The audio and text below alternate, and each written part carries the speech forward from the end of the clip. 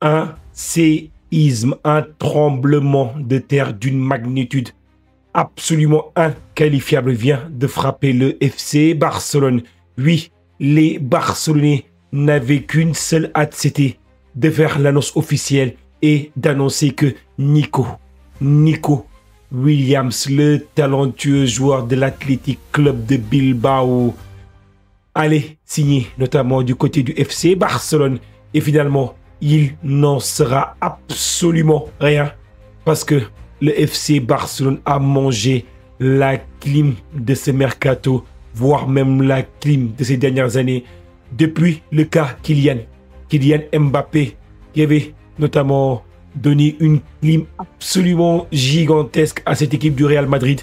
Je pense qu'on a rarement vu une clim aussi importante, notamment prise par un grand club d'Europe. Parce que comme je l'ai annoncé, il y a eu beaucoup de choses qui sont passées.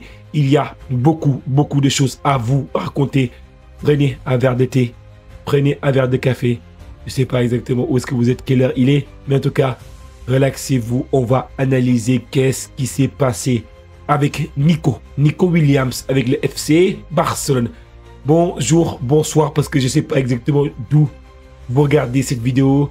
On a des abonnés. J'ai la chance également d'avoir des abonnés un peu partout, un peu dans le monde. Merci pour toute la force que vous donnez. J'ai vu exactement les abonnés, ça vient de partout. Il y a des abonnés du côté du Sénégal, du Maroc, de la France. Énormément de gens qui regardent la chaîne à partir de la France. Même des États-Unis, même exactement. Il y en a partout. En tout cas, on a dépassé la barre des 12 000. On arrive bientôt exactement aux 12 400 abonnés, il me semble. Donc du coup, je ne sais même plus. En tout cas, merci pour toute la force que vous donnez à la chaîne Paris Jeune Football. N'hésitez pas à vous abonner. Si vous n'êtes toujours pas encore abonné, c'est gratuit, la team. On aime faire du contenu. Et si vous voulez donner le maximum de force, si vous voyez qu'il y a des gens qui regardent parfois le contenu, mais qui sont toujours pas encore abonnés, abonnez-vous, c'est gratuit. Et ça me permet également de continuer à développer la chaîne et de continuer à vous faire du contenu parce que ça me motive également pour développer tout ça.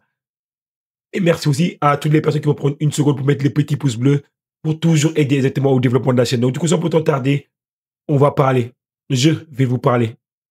Je vais vous dire exactement comment j'ai ressenti un peu les événements, l'enchaînement des faits. On sait exactement ce qui s'est passé avec Nico Williams durant la saison dernière. J'en ai parlé d'ailleurs exactement au cours de différentes vidéos ou panels TikTok. Pour ceux qui suivent exactement la chaîne TikTok, on a dépassé quasiment la barre des 24 500 abonnés. On s'approche de la barre des 25 000 abonnés. Merci aussi à vous. Donc, du coup, j'en ai déjà parlé. J'avais indiqué que Nico Williams, du côté du FC Barcelone, le Barça était, ou plutôt Nico Williams était intéressé par l'opportunité, notamment de rallier le FC Barcelone. Parce qu'on sait que Nico Williams, il est très convoité sur le marché des transferts. Il est convoité par Arsenal. Il était également convoité par le Bayern. Le Bayern, d'ailleurs, dans un premier temps, a contacté le clan Nico Williams pour leur faire comprendre qu'est-ce qu'il faudrait pour que tu signes, Nico, du côté du FC, du Bayern Munich. Et donc, du coup, Nico a dit, bah, écoutez, moi, je suis intéressé, je suis prêt à écouter. Donc, du coup, si éventuellement vous voulez me faire signer du côté du Bayern Munich, voilà mes conditions. Le Bayern exactement a transmis une offre à Nico Williams qui semblait exactement très intéressante. Et après, ce qui s'est également passé, il faut savoir que Nico Williams, également, s'il devait partir du côté de l'Athletic Club de Bilbao, c'est un Basque. Et c'est un Basque qui a grandi exactement du côté de Bilbao. Donc, du coup, c'est sa ville, c'est la ville qu'il aime, c'est la ville où est-ce qu'il a grandi, c'est la ville où est-ce qu'évolue également son frère Iñaki Williams. Donc, du coup, partir un peu de la ville dans laquelle tu as grandi, tu as passé ta vie, tous les coins de cette ville te rappellent un peu un souvenir de ton enfance. C'est quand même quelque chose qui est assez compliqué pour un Nico Williams. Donc, si il venait à y avoir un départ, il y avait quand même aussi un échec qu'il y a eu durant la saison précédente, avec aussi des discussions qui ont pu avoir lieu avec le FC Barcelone. On se rappelle que le Nico avait mis un vent au FC Barcelone durant la saison passée. Donc, du coup, et le Barça était très vexé, très en colère par rapport à ce vent qui se sont pris et ils voulaient fermer le dossier Nico Williams et ne plus jamais le réouvrir. Et on se rappelle aussi, parfois, il y a eu des déclarations de la part du Barça qui également a fait comprendre au clan Nico Williams que si éventuellement il devait réouvrir ce dossier, c'est parce que le clan Nico Williams a fait le premier pas. Donc du coup, on a vu également du côté du FC Barcelone, on a vu la visite notamment de l'agent de Nico Williams qui était du côté du Barça. Donc du coup, afin de pouvoir discuter, il a fait également comprendre que Nico Williams était ouvert, intéressé à rejoindre également le FC Barcelone. Et donc du coup, le clan de Barça qui avait dans une première pensée donné un peu la priorité du côté de Diaz exactement du côté de Liverpool. Donc là, dès que Nico Williams se signale, dès que Nico Williams montre un intérêt pour un club tel que le FC Barcelone, donc du coup, automatiquement, Barça a pensé que, franchement, il n'est pas possible de passer à côté d'une telle opportunité, spécialement quand l'opportunité exactement vient frapper à ta porte et réunir notamment le talentueux Lamine Yamal avec son compère d'attaque, avoir quasiment l'attaque de l'équipe nationale d'Espagne qui actuellement marche sur l'Europe. C'était trop tentant, c'est trop excitant comme opportunité pour le FC Barcelone pour pouvoir revenir en arrière ou rejeter cette opportunité. D'autant plus qu'on a vu les posts notamment de Lamine Yamal qui a clairement fait comprendre que pour lui, il a mis les photos pour faire comprendre, pour faire buzzer l'Internet que oui, Nico Williams, exactement, devait absolument venir du côté du FC Barcelone. En tout cas, les dirigeants du FC Barcelone ont mis la tête, les pensées, mais également ont shifté, ont changé exactement les priorités. Et ils ont tourné les priorités, notamment vers Nico Williams. Ils ont laissé la piste jazz du côté de Liverpool. Ils l'ont laissé de côté. Donc, du coup, Nico Williams, exactement, en discussion avec les agents. On a vu Deco exactement aussi, qui a fait des déclarations dans la presse. Et moi, pour moi, c'est là où j'estime qu'il y a eu sûrement une erreur de communication pour moi. Deco qui a parlé à la presse, il a clairement indiqué que, en fait, pour lui, Nico Williams ainsi que d'autres joueurs sont intéressés pour signer au FC Barcelone. Je cite exactement la phrase de Deco. Et que si une opportunité, si c'était possible, si c'était une opportunité exactement se présenter et que c'était faisable, bah, le FC Barcelone exactement saisirait l'opportunité. Et moi, pour moi, exactement, l'erreur, elle intervient là-bas. C'est Deco en parlant de Nico Williams. Parce que Deco n'aurait jamais dû mentionner le nom de Nico Williams. Les grands directeurs sportifs de ce monde, généralement, en termes de règles, c'est une règle qui est très informelle, mais qui est également existante dans le métier du football. C'est que lorsqu'on est intéressé par un joueur, il faut absolument botter en touche, même si l'agent était présent. On fait du genre qu'il ne s'est absolument rien passé.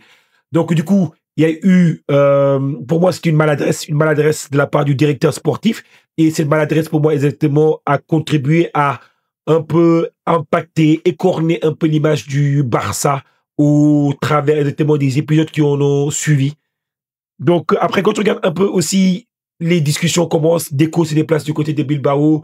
Bilbao dit clairement que pour eux, soit le Barça lève la clause libératoire, soit exactement, il n'y a absolument aucune négociation parce qu'ils ne veulent absolument pas perdre leur joyau.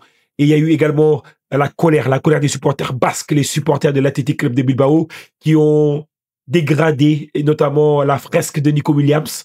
Donc, du coup, à trois reprises, l'Athletic Club de Bilbao ont quand même redoré cette fresque, la fresque exactement de Nico Williams avec son frère Iñaki Williams.